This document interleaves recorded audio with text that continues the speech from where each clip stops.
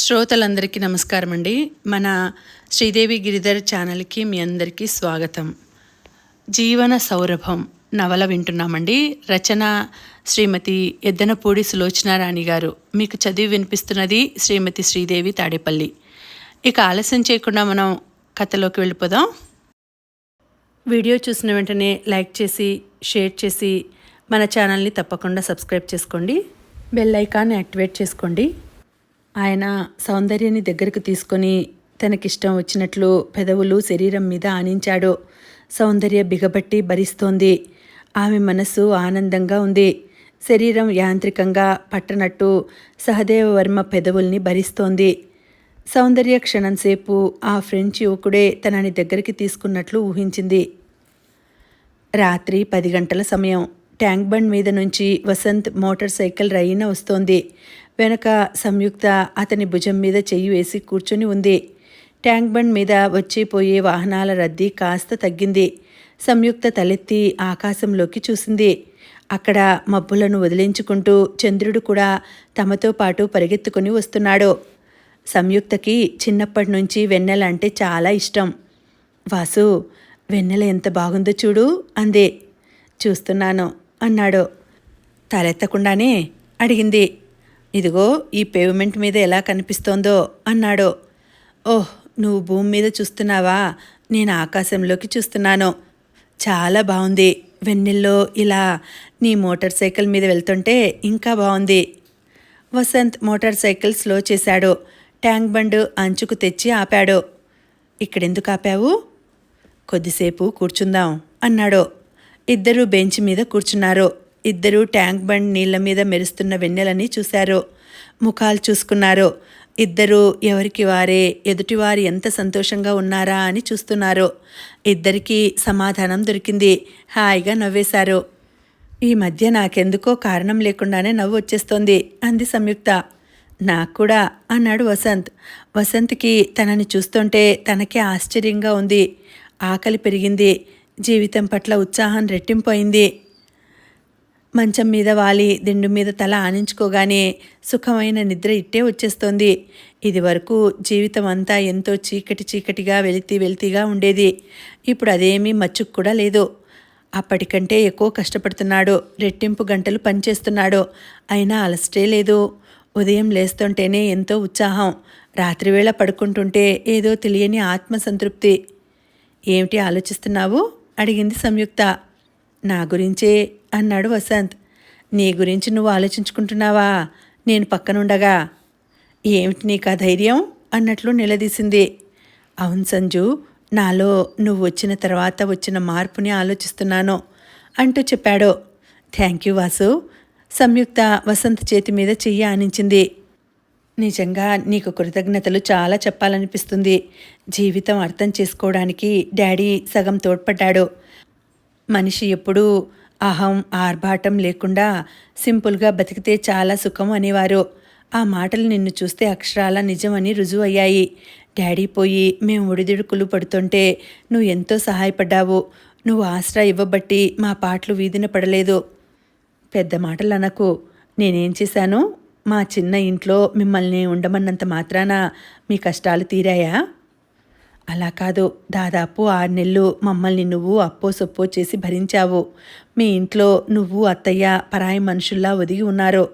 అది నేనెప్పుడూ మర్చిపోలేను. సంజు, వసంత్ మెల్లగా సందేహం వదిలించుకుంటున్నట్లు సంయుక్త చేతిని తన చేతిలోకి తీసుకున్నాడు. ఎంతసేపు అదే చెబుతావు. నీ వల్ల నేను పొందిన లాభం చెప్పనివ్వవు. నువ్వు వచ్చిన తర్వాత నా రచనా వ్యాసంగం ఎంతో పెరిగింది. ఒక్కోసారి ఆదివారం పేపర్లో ఆర్టికల్ చూస్తుంటే ఈ రాసింది నేనేనా అని ఆశ్చర్యం వేస్తోంది. నీలో స్వతహాగా ఆ టాలెంట్ ఉంది వాసు.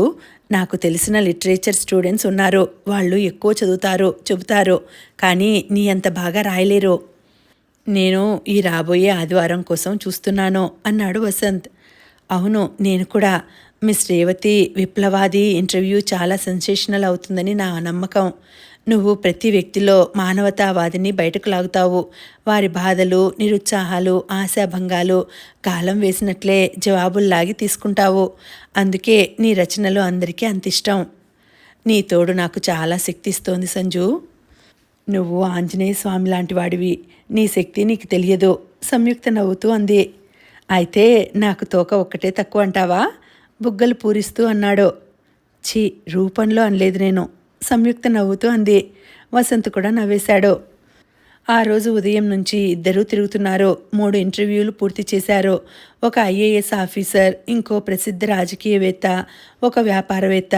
ముగ్గురి సమాధానాలు చాలా ఇంట్రెస్టింగ్గా ఉన్నాయి.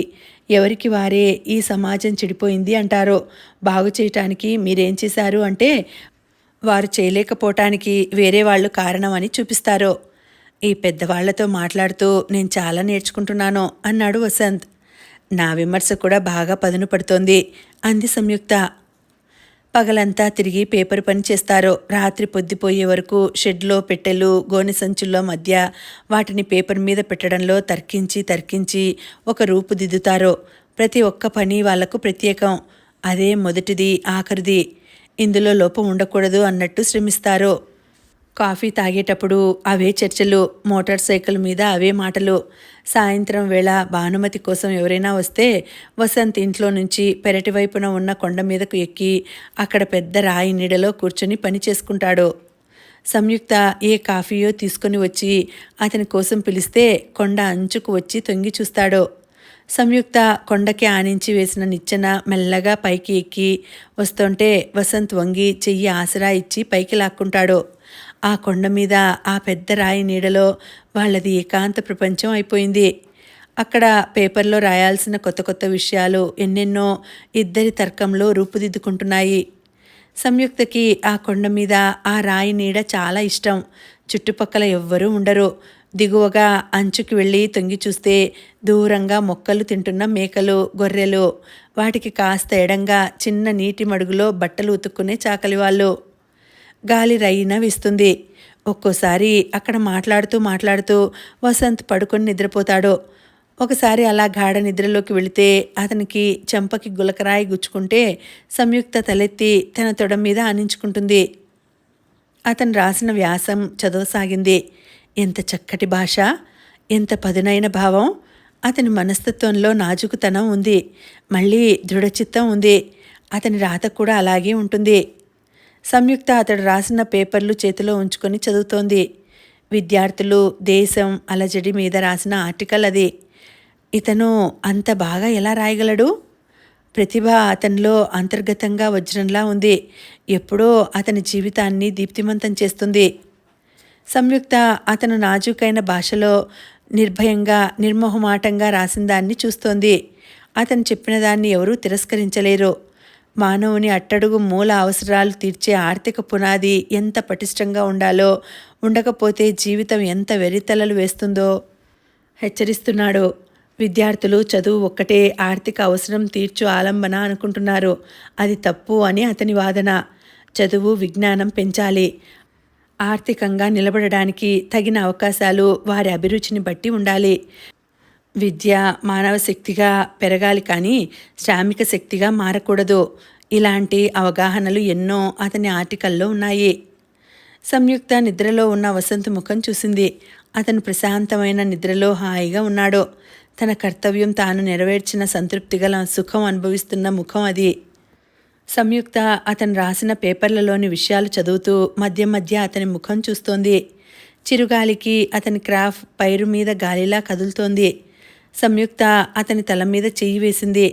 తాను, వసంత్ ఇన్ని నెలల నుంచి రాత్రివేళ ఒంటరిగా ఇద్దరూ కూర్చొని ఆ షెడ్లో పొద్దుపోయే వరకు పనిచేస్తున్నారు. మోటార్ సైకిల్ మీద తిరుగుతున్నారు. ఒక్కోసారి అర్ధరాత్రి వేళకి ఏ రవీంద్ర భారతిలోనో ప్రోగ్రాం చూసి ఇంటికి చేరుకుంటారు. కానీ ఎప్పుడూ వసంత్ తన హద్దు దాటలేదు, మర్యాదని అతిక్రమించలేదు, తన ఒంటరితనాన్ని అవకాశంగా తీసుకోలేదు. సంయుక్తకి వసంత్తో పరిచయం పెరుగుతున్న కొద్దీ అతనంటే గౌరవాభిమానాలు పెరగసాగినాయి. అతనితో కలిసి ఈ ఉద్యోగం ప్రారంభం అయినప్పటి నుంచి అతనిది తనది ఒక ప్రపంచం అయిపోయి ఇంకా బాగుంది. ఏదైనా ఇంటర్వ్యూ బాగా చేయగలిగితే ఇద్దరూ ఒకరి చెయ్యి ఒకరు పట్టుకొని మౌనంగా కూర్చోవడం అలవాటైపోయింది. ఒకరికి ఒకరు వ్యక్తిగతంగా నోరు విప్పి చెప్పుకోరు. చెప్పాల్సిన అవసరమే లేదు. ఎదుటివారు చెప్పకుండానే వారి మనసు ఏమిటో అర్థమైపోతుంది.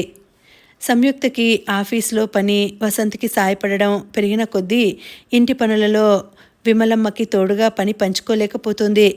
వెంటనే పని మనిషిని మాట్లాడింది. ఇంటికి రాగానే తాను చేయగలిగిన సాయం తాను చేస్తోంది. విమలమ్మకి ఇప్పుడు కాస్త బాగానే విశ్రాంతి చిక్కి మనిషి కోలుకుంది. భానుమతి ఉన్న 2 గదులు తనకి వీలుగా సర్దేసుకుంది. భానుమతి ఫ్రెండ్స్ వస్తే విమలమ్మ వారికి కాఫీలు టిఫిన్లు ఇవ్వటం తప్ప వంట ఇంట్లో నుంచి బయటకు రాదు. సంయుక్త, ఇది నీ ఇల్లు అత్తయ్య, నీకెందుకు మొహమాటం అని ఎంత చెప్పినా వినదు. భానుమతికి కొంతమంది స్నేహితురాళ్ళున్నారు. వారికి ఎంతసేపు ఇంట్లో ఉన్న బాధలు వచ్చి ఆవిడకి చెప్పి సలహాలు తీసుకోవడం అలవాటు. ఆ ఫ్రెండ్స్ మాత్రం ఆవిడని వదల్లేదు. మొదట్లో ఆవిడ బాధలు విని రావడానికి మొహమాట పడ్డా తర్వాత వాళ్ళకి ఈ ఇల్లు అలవాటైపోయింది. భానుమతినే తప్ప వాళ్ళు ఆ ఇంటిని గురించి పట్టించుకోరు. దాంతో వాళ్ళ రాకపోకలు మామూలుగానే సాగుతున్నాయి. అందులో 4-5 వార్తాహరులు లాంటి వాళ్ళు బయట ప్రపంచంలో ఏం జరుగుతోంది వచ్చి భానుమతికి చెబుతూ ఉంటారు. మధ్యాహ్నం 1 గంటకు వస్తే సాయంత్రం 4 వెళతారు. దాంతో భానుమతి దర్బారు మళ్ళీ మొదలైంది. సంయుక్త సంపాదనతో ఇల్లు బాగానే గడుస్తోంది. సంగీత సంపాదన కూడా కాస్త అందుకుంటోంది. ఆవిడ సంయుక్తని వేరే ఇల్లు తీసుకోమని ప్రాణం తీస్తోంది. ఇవి నిలకడ అయిన ఉద్యోగాలు కావు అని సంయుక్త తల్లికి చెప్పి ఆవిడ ఆగ్రహానికి గురి అయింది. ఈ పరిస్థితుల్లో తాను సంగీత ఈ విధంగా అత్తయ్య తోడుగా వసంత్కు దగ్గరగా ఉండడమే మంచిదని సంయుక్తకి అనిపిస్తోంది. కానీ భానుమతికి ఇది ఇష్టం లేనే లేదు. ఏమిటి సంజు, వెన్నెల చూస్తానని వచ్చి అంత దీర్ఘంగా ఆలోచిస్తున్నావు? వసంత్ అడిగాడు. ఏం లేదు, చిరునవ్వుతో అంది. చాలా క్లిష్టమైన సమస్య ఏదైనా ఉందా? నీకెలా తెలిసింది? నీ కనుబొమలు లీలగా ముడిపడ్డాయి సంజు. ఓ నిజమే, కానీ నేను నీ గురించి కూడా ఆలోచిస్తున్నాను అంది. నా గురించా? అవును. ఏమని కుతూహలంగా అడిగాడు. ప్రత్యేకంగా ఏమీ లేదనుకో, రోజువారీ మన దినచర్య. నువ్వేం ఆలోచిస్తున్నావు చెప్పు ప్రసన్నంగా అడిగింది. నీ గురించి ఆలోచిస్తున్నాను అన్నాడు. నా గురించా? అవును. ఏమని? మధ్యాహ్నం చక్రపాణి నా దగ్గరకు వచ్చాడు. అప్పుడు నేనేమయ్యాను? నువ్వు గీత కలిసి లంచ్కి వెళ్ళారు. ఏమిటట? చక్రపాణి సంగీత పెళ్లి చేసుకున్నారట. సంయుక్త ఈ మాట వినగానే ఉలిక్కిపడింది. పెళ్లి చేసుకున్నారా? ఎప్పుడు? ఎక్కడా? నిన్న యాదగిరి గుట్టలో. సంగీత ఫ్రెండ్ పెళ్లికి వెళ్తున్నానని తయారై వెళ్ళింది. అది తన కోసమే. మై గాడ్, అమ్మకి ఈ వార్త తెలిస్తే? అది పాణి భయం, మనల్ని చెప్పమంటాడో. ఇప్పుడు అడగడం ఏమిటి, మనకి ముందే చెప్పొచ్చుగా. అవన్నీ ఇక తర్కం వద్దు, చెప్పాల్సింది చెప్పాడు. సంగీత ఇంటికి వచ్చి మీ అమ్మకి దండం పెట్టాలని అనుకుంటోందట. మీ అమ్మకి నచ్చ చెప్పి ఒప్పించమంటోంది. నా వల్ల అవదు వాసు. సంయుక్త ముఖంలో సంతోషం పోయింది, దిగాలుగా అయిపోయింది. బాగుంది వాసు ఇది. సౌందర్య అలా రిజిస్టర్డ్ మ్యారేజ్ చేసుకుని వెళ్ళిపోయింది. సంగీత గుళ్ళో పెళ్లి చేసుకుని ఒక ఇంటి మనిషి అయింది. అమ్మ భారం తీరిందని సంతోషపడాలా, ఆవిడ గుండెలు బద్దలు చేశారని దుఃఖపడాలా నేను? సంజు, సుఖాల్ని మనం 2 చేతులు చాచి ఆహ్వానిస్తాం. దుఃఖాలు మన వెంటపడి తరిమి తరిమి మీద వచ్చి పడి పట్టుకుంటాయి. కుటుంబంలో పెద్దకి ఆత్మహత్య అనే యాక్సిడెంట్ ఎదురైతే మిగతా వాళ్ళ జీవితాలు అటు ఇటు పడిపోయిన బోగిల్లా చెల్లా చెదరవుతాయి. ధైర్యంగా ఎదుర్కోవడం మినహా మరో మార్గం లేదు మనకి. వసంత్ సంజు చెయ్యి పట్టుకొని కూర్చున్నాడు. ఇద్దరూ నిశ్శబ్దంగా మూగపోయినట్లున్న వెన్నెలని చూస్తున్నారు. అమ్మని చూస్తే జాలేస్తుంది వాసు అంది సంయుక్త. జాలా? ఎందుకు సంజు? ఎలా బతికిన ఆవిడ ఎలా అయిపోయింది? ఆవిడ ముఖంలో కళ నాన్నతోనే చచ్చిపోయినట్లుగా ఉంది. ఆవిడని నువ్వే సంతోషపెట్టాలి సంజు. ఎలా? ఆవిడ కోరుకున్న విధంగా నువ్వు పెళ్లి చేసుకుని, అది ఒక్కటే మార్గం. సంయుక్త ఈ మాట వినగానే నిట్టూర్చింది. వెళ్దాం పదా అంది. ఇద్దరూ చెయ్యి చెయ్యి పట్టుకుని లేచారు. మోటార్ సైకిల్ వైపు నడుస్తుంటే వసంత్ చెయ్యి వదిలేశాడు. సంయుక్త మాత్రం వదల్లేదు. భానుమతి సంగీత వివాహం సంగతి వినగానే పెద్ద కూతురు పెళ్ళి అంత షాక్ తినలేదు. ఆవిడ మెల్లగా ఇప్పుడిప్పుడే మానసికంగా కోలుకుంటోంది. తాను ఇలా సర్వం కోల్పోయినట్లుగా ముఖం వేలాడేసుకుని కూర్చుంటే ఈ పిల్లలు ఎవరి దారిన వారు పిట్టల్లా ఎగిరిపోతున్నారు. నిజానికి భర్త పోవడంతో తన సర్వ ప్రపంచం వినాశనం అవలేదు. ముగ్గురు ఆడపిల్లలు, బుద్ధి తెలిసి వ్యక్తిత్వం ఉన్నవాళ్ళు, ఎవరికి వారే ఒక ప్రత్యేకత. ఇదివరకు భర్త తన ఆస్తి తన సొంతం. అయితే ఇప్పుడు వీళ్ళు ముగ్గురు ఆడపిల్లలు వారి వారి పరిధిలో నిష్ణాతులే. వారే ఇప్పుడు తన ఆస్తి. ఈ ఆస్తిని తాను తెలివిగా పెంచుకోవాలి. పెళ్ళిళ్ళు అయినంత మాత్రాన తన కూతుళ్ళ మీద అవతల వాళ్ళకి పూర్తిగా పెత్తనం లభించకూడదు. తాను వాళ్ళని కని పెంచి పెద్ద చేసింది. భానుమతి భర్తని తరిమి తరిమి పనిచేయించే చెన్నాకోల మెల్లగా చేతిలోకి తీసుకుంటోంది. పిల్లల మీద జలిపించడానికి ఆయత్తం అవుతోంది. అందుకే సంయుక్త వచ్చి సాదాసీదా మాటలు మొదలుపెట్టి తీరుబడిగా తన ఎదుట కబుర్లకి కూర్చోగానే భానుమతికి ఏదో ముఖ్యమైన విషయం ఉందని అర్థమైపోయింది. సంయుక్త తండ్రిలా ఒక్క క్షణం కూడా వృథా కబుర్లకి ఖర్చు చేయదు. ప్రతిదానికి విలువని ఊహించి అంచనా వేయడంలో తండ్రి బుద్ధి తెలివి పునికి పుచ్చుకుంది. సంయుక్త మాటల మధ్య సంగీత వివాహం గురించి చెప్పేసింది. భానుమతి ముఖం వెలవెలపోయింది. 2 నిమిషాలు నిస్తేజంగా ఆ ముఖం పాలిపోయినట్లు అయినా వెంటనే క్రమంగా మళ్ళీ ఎరుపు వచ్చింది. భగవంతుడు తనని పరీక్ష చేస్తున్నాడు. తాను బేలతనం పొందితే ఇంకా నష్టం ఎక్కువ అవుతుంది. ఈ కష్ట సమయంలో మజిలీగా ఉన్న విమలమ్మ ఇల్లు శాశ్వతంగా తన బతుకు అయిపోతుంది. అదే పెద్ద కూతురైతే తన మనసులో చీదర చిరాకు అంతా ఘాటు అయిన పదజాలంతో బయటకు కక్కేది. కానీ సంయుక్త ఎప్పుడూ నోరెత్తనివ్వదు. ఆవిడ నోటిలో నుంచి మాట రావడం ఆలస్యం. విమర్శల బాణాలు విసురుతుంది. భానుమతికి ఒక విధంగా ఈ చిన్న కూతురు అంటే చాలా భయం. అందుకే ఇప్పుడు నన్నేం చేయమంటావు సంజు? నువ్వు సలహా చెప్పు. నాకు మతి పోయింది, ఆలోచన చేయలేను అంది. సంగీతని ఇంటికి రానిద్దాం మమ్మీ. చక్రపాణి మంచివాడే. కనీసం సంగీతని మంచిగా చూస్తాడని అనిపిస్తోంది. గొడవ పెట్టుకుంటే సంగీత చాలా బాధపడుతుంది. బాధపడితే దాని కెరీర్ ఎఫెక్ట్ అవుతుంది. పాణి చెప్పాడు. రికార్డింగ్ థియేటర్ భక్తి గీతమాల ఈ ఉగాదికి రిలీజ్ చేయాలని నిర్ణయించింది. సంగీత ఆ హడావిడిలో ఉంటుంది. అది బాధకి తట్టుకోలేదు మమ్మీ అంది సంయుక్త. భానుమతి ఆలోచించింది. సంయుక్త చెప్పింది నిజమే. చేతిలో డబ్బు కరువుతో కటకటలాడిపోతోంది తాను. సంగీత సంపాదించగలిగితే అది తనకి సుఖమే. ఎలాగూ సంగీతకి ఇప్పుడిప్పుడే తాను పెళ్లి చేయలేదు. సౌందర్యలా భ్రష్టత్వం పట్టకుండా తనకి ఈడైన వాడిని చేసుకుంది. చక్రపాణి చతురుడే. సంగీత గానామృతాన్ని బిందువు బిందువు వెలకట్టి అమ్మగలడు. సరైన వ్యక్తే దొరికాడు అనుకుంది. సరే కానీ చిన్నదానివైనా పెద్ద ఆలోచనే చెప్పావు. సరే వాళ్ళిద్దరినీ రమ్మను అంటూ అంగీకరించింది భానుమతి. చక్రపాణి సంగీత వచ్చారు. సంగీత మెడలో పసుపు తాడుకి మంగళసూత్రాలు ఉన్నాయి. భానుమతి వాటిని చేతిలోకి తీసుకొని చూసింది. ఒక్క నిమిషం ఆవిడ కళ్ళు చెమర్చబోయాయి. కానీ నిగ్రహించుకుంది. వసంత్ బజార్ నుంచి ముందే స్వీట్లు తెచ్చి ఉంచాడు. వసంత్ అందరికీ స్వీట్లు ఇచ్చాడు. సంయుక్త కాఫీ తెచ్చి ఇచ్చింది. చక్రపాణిలో సగం గర్వం, సగం ఆనందం, సగం భయం, సగం వెరపు కనిపిస్తున్నాయి. సోఫాలో చక్రపాణి సంగీత ఇద్దరూ పక్కపక్కనే కూర్చున్నారు. సంగీత భయంతో తల్లివైపు చూడటం లేదు. సంయుక్త ఎటు వెళితే అటు చిన్నపిల్ల తల్లిని చూసినట్టు సంయుక్తనే చూస్తోంది. విమలమ్మ అక్షింతలు కలిపి తెచ్చి భానుమతి చేతికి ఇచ్చింది. ఇవెందుకు అంది భానుమతి. పిల్లలు దండం పెట్టడానికి వచ్చారు. వేయి భాను అంది విమలమ్మ. రండర్రా అమ్మకి దండం పెట్టండి అందావిడ. చక్రపాణి సంగీత వచ్చి ఆవిడ కాళ్ళకి దండం పెట్టారు. భానుమతి అక్షింతలు వేసిన తర్వాత సంయుక్త అత్తయ్యకి కూడా పెట్టండి అంది. సంగీత చక్రపాణి వెంటనే విమలమ్మకి దండం పెట్టారు. గీత ఇలారా భానుమతి పిలిచింది. సంగీత తల్లి దగ్గరకు వచ్చింది. ఆవిడ పాదాల వైపు చూస్తూ చూపులు దించుకొని నిలబడింది. ఇలా కూర్చో పక్కన చోటు చూపించింది భానుమతి.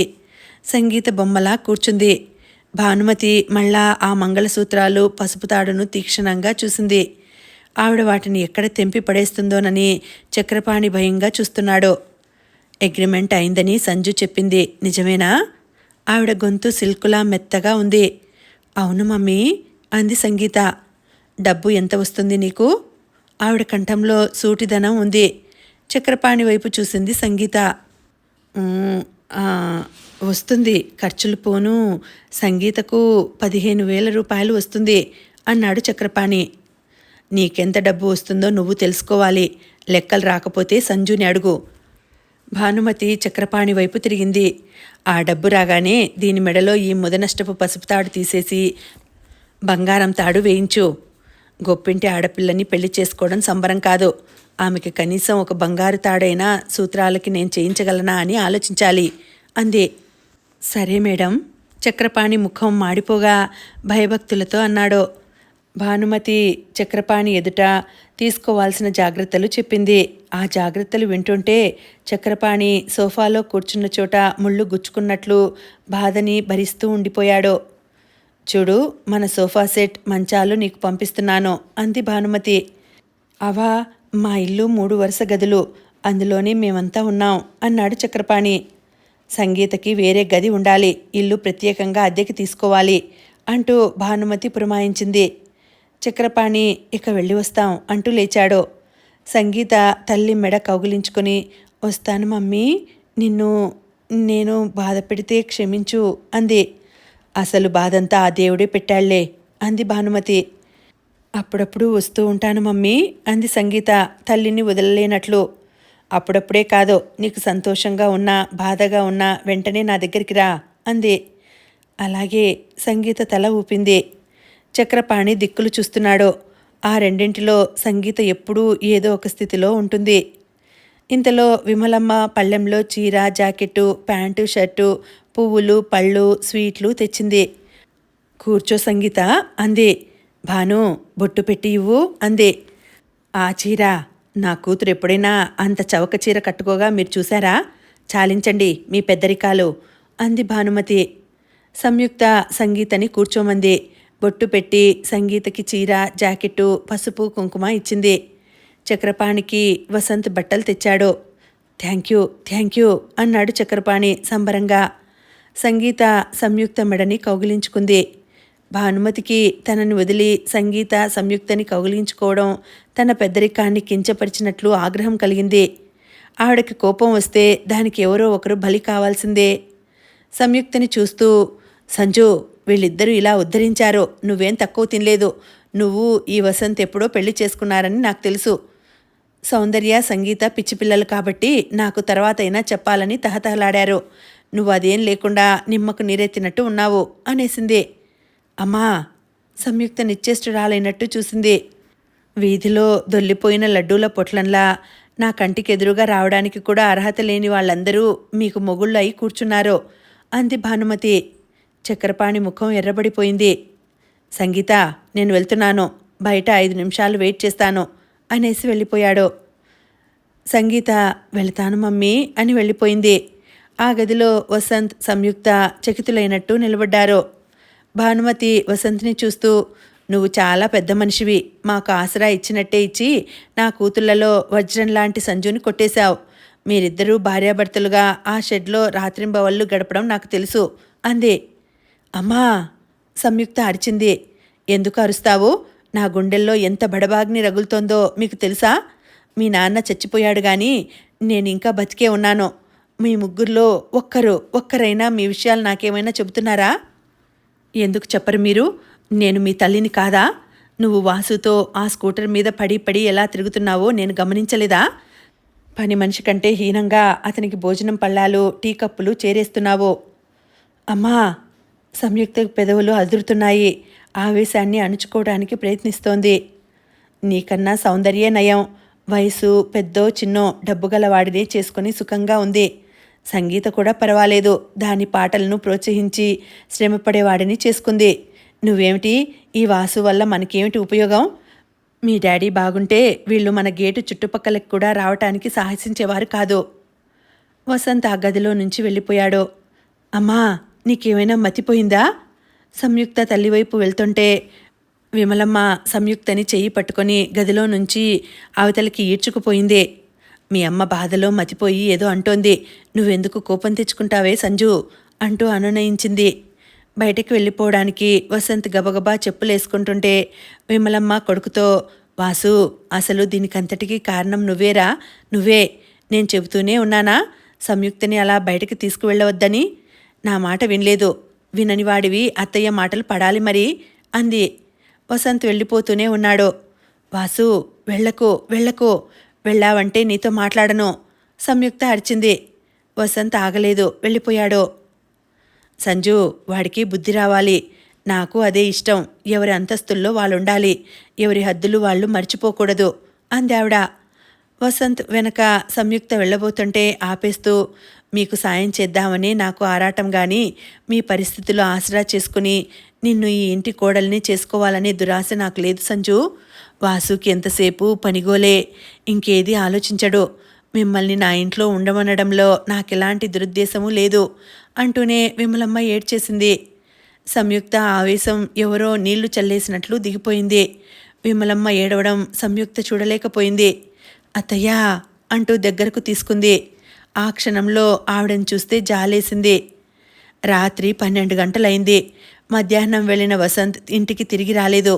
సంయుక్త షెడ్లో కూర్చుని మర్నాడు పేపర్కి అందివ్వాల్సిన ఇంటర్వ్యూ టైప్ చేసి నీట్గా ఫైల్ చేసి సిద్ధంగా పెట్టింది. మధ్య మధ్య గడియారం చూస్తూనే ఉంది. చెవులు వసంత్ చెప్పుల అలికిడి కోసం అప్రమత్తంగా ఎదురు చూస్తూనే ఉన్నాయి. వసంత్ వచ్చాడు. అక్కడ సంయుక్తం చూడగానే మొదట వెళ్ళిపోబోయాడు. ఇంట్లో ఎక్కడా పడుకునే చోటు లేదు. బయట చలి బాగా విదిలిస్తోంది. అతను చెప్పులు విడిచి లోపలికి వచ్చి సోఫాలో కూర్చున్నాడు. సంయుక్త అతను మాట్లాడతాడేమోనని చూసింది. అతను సోఫాలో వెనక్కి వాలి 2 చేతులు తలలోకి పోనిచ్చుకుని ముఖం ఎత్తి కళ్ళు మూసుకొని ఉన్నాడు. సంయుక్త ఫైల్ తీసుకొని అతని దగ్గరకు వచ్చింది. వాసు, ఇదిగో రేపటి ఆర్టికల్ రెడీ చేశాను. అతను మాట్లాడలేదు. వాసు, నిన్నే పిలిచింది. సరే, నీ మౌనం నాకు అర్థమైంది. అమ్మ నిన్ను అవమానించింది. నువ్వు ఇక నాతో మాట్లాడవు, అంతేనా?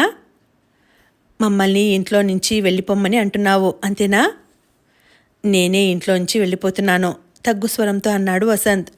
అతని కంఠం మధ్యాహ్నం నుంచి అతను ఎంత బాధపడుతున్నాడో తెలియవస్తోంది. అతను కుంగిపోయిన మనిషిలా ఉన్నాడు. ఏమిటి, నువ్వు వెళ్ళిపోతున్నావా? ఆశ్చర్యంగా అడిగింది సంయుక్త. అవును. ఎక్కడికి? ఒక ఫ్రెండ్తో మాట్లాడి 2 నెలల అడ్వాన్స్ ఇచ్చి వచ్చాను. అతని ఇంట్లోనే పేయింగ్ గెస్ట్గా ఉంటాను. అత్తయ్య కూడా వస్తోందా నీతో? రావడం లేదు. అమ్మ ఇక్కడే ఉంటుంది. ఎలాగూ ఇల్లు చాలడం లేదు. నేను ఒక్కడనే ఇంట్లో ఉండను. మిగతాది ఏ మార్పు ఉండదు. అతని కంఠంలో హామీ ఉంది. వెంటనే గట్టిదేదో అతని ఛాతీకి తగిలి ఒడిలో పడింది. వసంత్ కళ్ళు తెరిచి చూశాడు. సంయుక్త ఫైలు అతని మీదికి విసిరి కొట్టింది. చూపుడు వేలుతో చూపిస్తూ అంది, చూడు, నువ్వేం వెళ్ళనవసరం లేదు. నువ్వు మా కోసం ఇప్పటికి చేసిన త్యాగాలు చాలు. ఇక అక్కర్లేదు. నేను ఇంట్లోంచి వెళ్ళిపోతాను. ఇప్పుడే, ఈ క్షణంలోనే. సంయుక్త అనేసి చకచకా వెళ్ళిపోతూనే ఉంది. వసంత్కి సంయుక్త ఏం చేసిందో అర్థమయ్యి చటుక్కున లేచి వెనుక పరిగెత్తుకు వచ్చేసరికి సంయుక్త గేట్ తీసుకుని బయట రోడ్డు మీదకి వెళ్ళిపోయింది. వసంత్ గాబరాగా వీధిలో గాలించాడు. వీధి చివర బస్టాండ్లో ఒంటరిగా కూర్చుని ఉంది. అతను పరిగెత్తుకు వచ్చి ఆయాసపడుతూ, సంజు, ఏమిటి పిచ్చా, ఇంటికి రా అంటూ చెయ్యి పట్టి లేపబోయాడు. సంయుక్త మాట్లాడలేదు. తల చేతుల్లోకి దించుకొని కూర్చుంది. I'm sorry, really very very sorry. ఇంటికి వెళ్దాం రా. నాకు ఇల్లు లేదు. అలా అనకు ప్లీజ్. ఇంతలో లారీ ఒకటి బర్రున వెళ్ళింది. లారీ డ్రైవర్ అర్ధరాత్రి ఒంటరిగా కూర్చున్న ఈ జంటని విచిత్రంగా చూస్తున్నాడు. ఇంటికి వెళ్దాం రా పిలిచాడు వసంత్. నేను రాను. సంయుక్త నోటి నుంచి ఖచ్చితంగా వచ్చింది సమాధానం. ప్లీజ్, ఈ అర్ధరాత్రి ఈ చలిలో ఇక్కడ కూర్చోవద్దు. ముందు లేచి బయలుదేరు. అతను సంయుక్తని చేయి పట్టి బలవంతంగా లాగి లేవదీశాడు. లారీ కొంచెం ముందుకు వెళ్ళి ఆగింది. డ్రైవర్ బయటకి తొంగి చూస్తూ, క్యాహోరా అని గద్దించాడు. లే సంజు. సంయుక్తని బలవంతంగా లేవదీసి తాను వేసుకున్న స్వెటర్ విప్పి సంయుక్తకి కప్పాడు వసంత్. భుజం చుట్టూ చెయ్యి వేసి దగ్గరికి పట్టుకొని ఇంటివైపు తీసుకువెళ్ళాడు. చలి బాగా గడగడలాడిస్తోంది. సంయుక్త వణుకుతోంది. వసంత్ సంయుక్తని తీసుకువచ్చి సోఫాలో కూర్చోబెట్టి దుప్పటి తీసుకువచ్చి కప్పాడు. సంయుక్త మాట్లాడలేదు. తన ప్రవర్తన, మాటలు సంయుక్త మనసుని గాయపరిచాయని వసంత్కి బాగా అర్థమైంది. సంయుక్త మామూలు అమ్మాయిల్లా ఏడవదు, అరవదు, వ్యతిరేకించదు. తనకిష్టం లేనివి జరిగితే మౌనంగా అయిపోతుంది. ఏమీ తినదు. ఉపవాసంలో, మౌనంలో ఎంత శక్తి ఉందో ఇంత క్రితం టైప్ చేసిన వ్యాసంలో గాంధీ గారి గురించి ఉంది.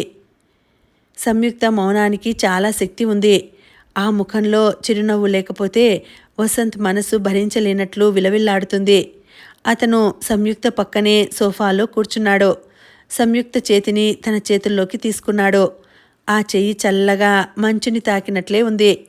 వసంత్ తన 2 చేతుల మధ్య సంయుక్త చేతిని పట్టుకున్నాడు. నేను తప్పే చేశాననిపిస్తోంది.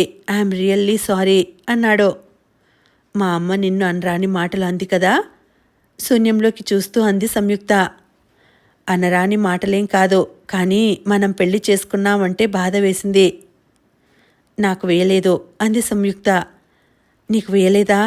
లేని మాట అంటే నీకు బాధ రాదా అన్నాడు వసంత్. లేని మాటేం కాదు, తనకి చెప్పలేదని బాధ, ఆవిడ బాధ సంయుక్త అంది. లేని మాట కాదా సంజు?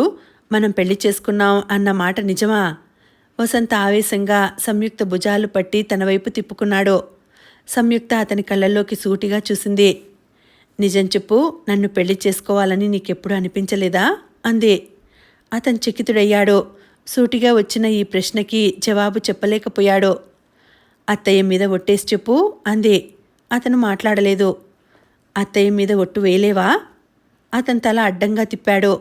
ఎందుకని అడిగింది సంయుక్త. వసంత్ జవాబు చెప్పలేకపోయాడు. ఒక్క మాట చెప్పు, నీకెప్పుడైనా అనిపించిందా లేదా? సూటిగా అడిగింది సంయుక్త. అనిపించగానే అన్నీ జరగవు, అర్హతలుండాలి అన్నాడు వసంత్. అది తర్వాత. అనిపించిందా లేదా? దానికి సూటిగా సమాధానం చెప్పు. సంయుక్త అతని ముఖంలోకి చూస్తోంది. అతను సంయుక్త కళ్ళల్లోకి క్షణంసేపు తదేకంగా చూశాడు. అనిపించింది అన్నట్లు తల ఊపాడు. కానీ ఏదో చెప్పబోయాడు. సంయుక్త అతని నోరు చేత్తో మూసేసింది. సంజు. సంయుక్త అతని భుజం మీద తల ఆనించి కళ్ళు మూసుకుంది. అమ్మ ద్వారా నీ పట్ల నాకు గల సందేహాలన్నీ ఈరోజు చాలా సులభంగా తీరిపోయాయి. సంజు. కళ్ళు మూసుకుంటూ అంది. నేను సరైన వ్యక్తి దగ్గరికే చేరుకున్నానని నువ్వు నా తలకి మందు వేసిన రోజునే నాకు అర్థమైంది వాసు. నన్ను ఈ ఇంటికి తిరిగి తీసుకువచ్చావు. నేను ఒక సాధికారంగా ఈ ఇంట్లో ఉంటాను అంది. వసంత్ మాట్లాడలేకపోయాడు. మర్యాదకి సంయుక్తను వదిలి దూరంగా కూర్చోవాలని అనిపిస్తున్నా అతనికి సాధ్యం కావడం లేదు. అతని భుజం మీద సంయుక్త తల, అతని చెంపకు ఆమె చెంప ఆనింది. అతనిలో అనిర్వచనీయమైన ఆనందం. అతనికి ఆ క్షణంలో అర్థమైంది, భగవంతుడు ఒక అపురూపమైన వరం తన జీవితంలోకి ప్రసాదించాడని. సంయుక్త అంత సింపుల్గా తనని స్వీకరించడం అతనికి చాలా సహజంగా అనిపిస్తోంది. ఇద్దరూ సమవయస్కులు, పనిలో సమ ఉజ్జీలు, తెలివితేటలు ఒకరి స్వభావాన్ని మరొకరికి సానపడుతున్నాయి. ఈ జీవితంలో నాకు ఒక తోడు ఉన్నారు, ఈ అనుబంధంలో నిజాయితీ ఉంది అనే భావన నిండైన తృప్తిని కలిగిస్తోంది. అతనిలో మొహమాటం మెల్లగా అంతరిస్తోంది. మనం రేపే పెళ్లి చేసుకుందాం అంది సంయుక్త. పెళ్లి చేసుకుందామని ఈ అర్ధరాత్రి నిర్ణయించుకున్నాం. కనీసం 1 సంవత్సరం అయినా ఆగుదాం అన్నాడు వసంత్. ఎందుకు? ఈ సంవత్సరం మనం ప్రొఫెషనల్గా మన ఏకాగ్రతని పెంచుకోవాలి. ఒక సొంత ఇల్లు, చిన్న ఇల్లు అనేది ఏర్పరచుకోవాలి. అది లేకపోతే పెళ్ళి విజయవంతం కాదా? సంయుక్త అడిగింది. అలా అని కాదు, పెళ్ళి అయిన తర్వాత మనకి కొన్ని విషయాల్లో నిశ్చింత సుఖం ఉండాలి, ముఖ్యంగా ఆర్థికంగా. తర్వాత ఉంటే ఇంటి విషయంలో. సంయుక్త నుదుటి మీద జుట్టుని పైకి తీస్తూ అన్నాడు వసంత్. మనిద్దరం కలిసి పనిచేస్తే ఈ 2 విషయాల్లో త్వరగానే విజయం సాధించగలం వాసు. అవును అంటున్నాడు వసంత్. అతని పెదవులు సంయుక్త నుదుటి మీద ఆనాయి. సంయుక్త అతని మెడ చుట్టూ చేతులు పెనవేసింది. వసంత్ సంయుక్తని మరింత దగ్గరకు తీసుకున్నాడు. ఇంకా ఉందండి, కథ కొనసాగుతుంది. మళ్ళీ వచ్చే వీడియోలో తర్వాతి భాగం తెలుసుకుందామండి. అంతవరకు సెలవు. నమస్తే.